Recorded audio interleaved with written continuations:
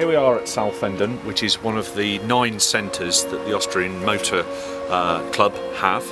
We have a Land Rover Experience facility here as well.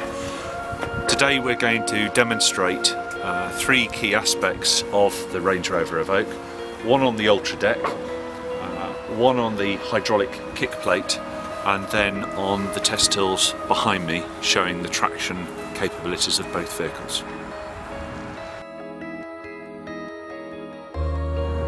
Right, we're just going to start our ascent of the Ultra deck.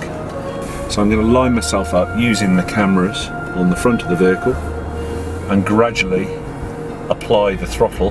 The key thing here is about traction, and that's about trying to keep the vehicle's wheels on the surface at all times. Now, obviously that's not always possible with some of the extreme levels of articulation that we're going to get here, but it's about traction. So here I'm applying the throttle and my front wheel is actually up in the air.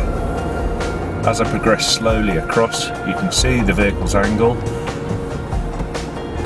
Using the cameras again, slowly applying the throttle. You can feel some slippage there, and it's about keeping a constant throttle to keep the traction control system operating, because it's grabbing the brake each time it senses a wheel spin and transferring the torque down the axle, coming down onto the flat surface, and again using the hill descent control just to control the vehicle as we come down onto the flat surface.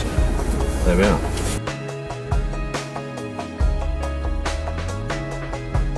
Right, we have the 2-wheel drive now coming up the slope, and I'm going to ask him to stop between the cones. I'm asking him now to pull away. It's only 2-wheel drive and only power to the front. See the wheel spin that we've got there? Very little wheel slip at all on a very slippery surface. Almost impossible to stand up on it. You can see the cone and quickly that goes down the hill. And here we have the 4-wheel drive. Ask him to stop. Same demonstration. Ask him to pull away. Virtually no wheel spin at all, other than very momentarily before the traction control system brings it under control. So we've got a car coming in to the hydraulic plate. As they hit the plate, the back of the car, a skid's induced by kicking the back wheels. That induces a skid within the vehicle, and both the driver and the vehicle are trying to correct that, but the dynamic stability control comes in far quicker than the driver is able to react, controlling the brake pressure to each of the individual wheels, trying to get the car back on a centre line.